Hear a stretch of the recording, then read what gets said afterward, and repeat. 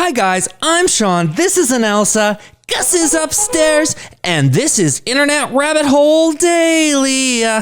And I am back. Alyssa's not here today, but don't worry, she'll be back soon. So it's just me today, guys. But we're going to be looking at a new video from The Wire. Now, this one just came out not so long ago. It's called Farmers Block the Jaipur-Delhi Highway, How It Started. It's in English, and so, I don't have any excuse not to check it out. I'm really looking forward to this because I think this is going to be a slightly different sort of region than what we're used to. We've seen the Scoop Whoop videos. You guys might have joined us on that. As I understand, this is sort of this is a different highway in a kind of a different area. Of course, also a highway on the way to Delhi.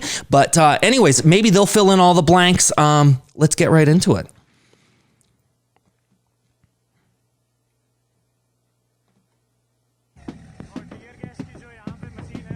So not so long ago, December 31st.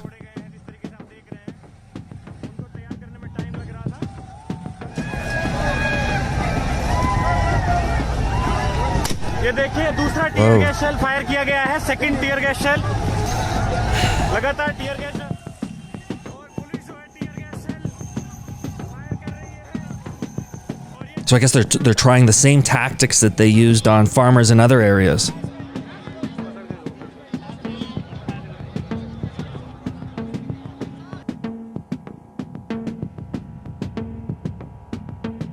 Oh, cool. So we're going to get to hear one of these Hello, welcome leaders of the movement I'm here. Raghu Karnad. It's now been about 6 months since farmers, especially in Punjab and Haryana, began protesting the 3 new farm laws pushed through by the Modi government at the height of the pandemic. Every few weeks, they've upped the ante and raised the stakes of their protest. And today, they're doing so once again by planning to block the Jaipur-Delhi highway. And we're on our way to the site of the blockade, along with Viju Krishnan, who's one of the joint secretaries and one of the national leaders of the All Indian Kisan Sabha. Mr. Krishnan, the Jaipur-Delhi highway is one of the most major highways in the country, and it's part of the National Golden Quadrilateral. What would you say is the extent to which protest is justified to push back these laws? The government has sought to discredit the movement. But if you see the protests at other borders also, the people have come out in support of it. And we are confident even here, the people of our country realize that this is affecting the livelihoods of millions of people. The future generations are being threatened by these acts. So surely the people will stand by the farmers. They all know it is the farmers who, in the pandemic period, when the whole world was suffering, put in their toil and investment to ensure that the people of India don't go hungry. No farmers, no food, right, guys? Coming out for farmers, writers coming out for. Now, I'd heard about that. This version of this song. I'll have to look into that a little bit more. But one of you was telling me about this. Farmers, teachers coming out, students, advocates, doctors for farmers. So it's a spontaneous kind of solidarity that is taking place across the country. When the ordinances were enacted, farmers began protesting, I believe, in Punjab on their rooftops. Oh, wow. I hadn't really heard about that, actually. In a sense, been increasing their intensity step by step to progressively pressure the government. Tell me what you foresee for the next few weeks. See, the protests have been going on from the day the ordinances were brought up. And initially it was in terms of burning these ordinances across thousands of places in the country. Almost close to 4,000 centers in the country, these were burnt. Not just, protests were not just on rooftops, but also people came out physically and burned this on the streets. Sort of to represent their displeasure with the new laws. I guess they burned a representation of that. But it does sound like things have really been ratcheting up the whole time. Ever since these were passed, like you said, it started sort of on the rooftop and maybe somewhat in the streets there. And now, they're taking it all the way to the capital and have been there for some time. So from then on, there have been continuous protests. And we have taken lot of time to go to the masses and explain what are the problems with these acts, how it is not going to affect just the farmers, the working class are going to be Okay, so it's like, did you think, if you thought these laws were bad just for farmers, think again, these actually affect everyone. It seems to be what he's saying here, maybe what this article's saying. affected. All the consumers are going to be affected, and in the future, the entire manner in which agriculture takes place in our country, that itself is going to be affected. Most of the media has been trying to create an impression that it's a Punjab-specific movement. But we have had protests across the country. Yes, the nature of protests are different. There are specific reasons for that. Punjab and Haryana has a wider network of the APMC, and They have sort of more to lose from what I can tell, and actually on the whole, Haryana and Punjab farmers were making more money on average than a lot of these other regions, especially like, for example, Bihar, which had similar sort of laws enacted. As I understand it, didn't go so well. So they've seen the writing on the wall. They've got a lot to lose in this situation. They haven't lost it already. it is much better than other places. In thousands of places, the effigies of Narendra Modi, Amit Shah and Adani were burnt, and also Ambani. This is something which would not have happened few years back. So very clearly, the anger against these acts and the manner in which during a pandemic this government is going about curtailing the rights of the people, including the rights of workers and students and so on, how democratic dissent is being curtailed. So against all that, there is an outpouring of the discontent of the people against this government. Government is also seems to be stepping up its criticism and its efforts to undermine the movement. What's the Oh, wow, appropriate interesting. response? Okay, I hadn't seen that. Are they saying that China and Pakistan are behind these Efforts protests to- here? China, Pakistan behind farmers' protest. Union Minister Danvi. Okay, so they are trying to sort of discredit them, that perhaps somehow that they're being misguided in some way here. Undermine the movement. What's the appropriate response to that? See, the government is actually rattled by the unity of these protests and the peaceful manner in which these protests are happening. Yeah. The government did not expect that in a pandemic, in a lockdown, when people are also having the fear of this disease itself, this kind of an upsurge would be there. It is not that the government has not been given enough time. The government has refused to come forward. They are very clearly standing with the interests of the corporate companies, especially their cronies, Ambanis and Adanis. Now, the ordinances that were introduced by the Modi government were introduced in June during the height of the pandemic, and the laws have been passed in a great hurry in September without any prior consultation. Yeah, and we watched a video on that, and it stinks, folks. It certainly doesn't look like the right procedures were followed when it came to passing this bill. And for that reason alone, I see them as illegitimate bills, because of just due to the fact that it was passed in this sort of nefarious way, at least as I can tell. Of farmers groups, which is part of the reason why there's such an outrage among farmers right now. Tell me what your feelings are about the timing and what it says about the priorities and what's behind the timing of the passage of these laws when so much else is happening in the country. Amidst a pandemic, when the whole world is trying to address the issues of created by the pandemic, here you have a government which has the interests of the corporate cronies as its main priority. And when the people of our country, the toiling masses, the farmers, had been demanding relief because they have all lost huge losses in incomes have taken place due to the manner in which the lockdown has been. And as I understand, many of them are in debt. I think it was yesterday or a couple days ago, they were saying something like over 50% of the farmers in India, I can't remember whether it was a specific region or not, but were actually in debt. And of course, we all know about the terrible, rash of suicides in the farming community. It's just devastating. People are feel like they have nothing else to live for. Them have lost their jobs. Nothing has been done by this government. Let me ask you about a very interesting aspect of this moment, which is that the farmers' organizations and the protesting farmers are taking the name of two major corporate houses, Ambani and Adani. Heard those names a few and times.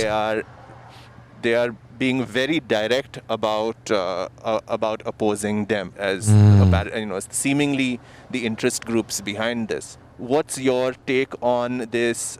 So I'm guessing that they're showing us some screenshots here of maybe some of the businesses or organizations that are owned by these families here. So we saw maybe a gas station there. We're seeing some maybe sort of a superstore, if you will, maybe a grocery store, clothing store, something like that. This kind of criticism of these two corporate groups. As part of the struggle, one of the main central slogans have been against Adani and Ambani. And during the last 6 years of the BJP government and under Narendra Modi leadership, these two corporate companies have been the visible gainers. Wow, That is doubled how their people wealth. perceive it. But as far as farmers in Gujarat Talking there. Let me hear what he had to say. Sorry, guys. as under Narendra Modi leadership, these two corporate companies have been the visible gainers. So that is how the people perceive it. But as far as farmers in Gujarat are concerned, from 2014 itself, they would tell us this is no Gujarat model. It is Modi and Adani's model of corporate loot of Jal, Jungle, Zameen and mineral resources. So it is not new that a corporate house like Adani has been at the receiving end of these protests. However, this is against all corporate houses, all agri-businesses, which have been profiteering at the expense of the farmers, at the expense of the poor in our country and at the expense of the consumers. Some of the farmers' protests, for instance, the protests taken out by the Bharatiya Kisan Union, the Ugrahan party. Now, I don't know, but it seems like those gals are maybe holding framed pictures of maybe loved ones that they've lost. I'm not so sure, but you guys are going to have to let us know. Have also expanded the statements they're making to include statements about civil liberties and about political prisoners. What's your reaction to this as a different group, but an allied group, of increasing the scope of what the farmers are talking about to include civil liberties under this government? See, actually, on civil liberties, on the attacks on voices of dissent, the All India Kisan Sabha has also our position. We have been on the streets against these. We have had taken a clear position against the Citizenship Amendment Act and so on. That position we do have. But so am I hearing maybe that it's the farmers that are disenfranchised with the government, but there's a lot of other groups that are also disenfranchised, and they're finding sort of some commonalities here in their opposition to the Modi government? this is a vast movement of hundreds of organizations, and it has emerged in the context of the 3 acts and the electricity. So that is the main focus that the All India Kisan Sangharsh Coordination Committee and the Samyukt Kisan Morcha or Manch has. So that is, I think, around which this struggle has been built. Surely different organizations have their political positions, have their views on different issues. With many of them, for instance, in some of these organizations, when we initially built the All India Kisan Sangharsh Coordination Committee, they were unwilling to take up other issues. But in the course of the struggle, there has been greater consensus on wider issues. Yeah, greater consensus is formed. Diverse set of groups here, and different positions are likely. That is, but we should not lose focus from these issues now.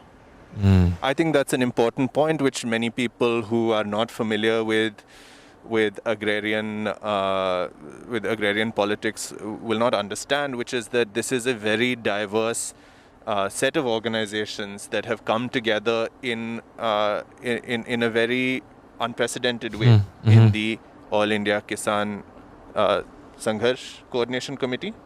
And you've told us a little bit about the history of this alliance forming. Can you tell us about the politics and the complexity of bringing so many different groups with different interests from different regions together under this one banner, this one alliance now? See, the main core of this kind of mobilization is that is an it is an issue-based unity.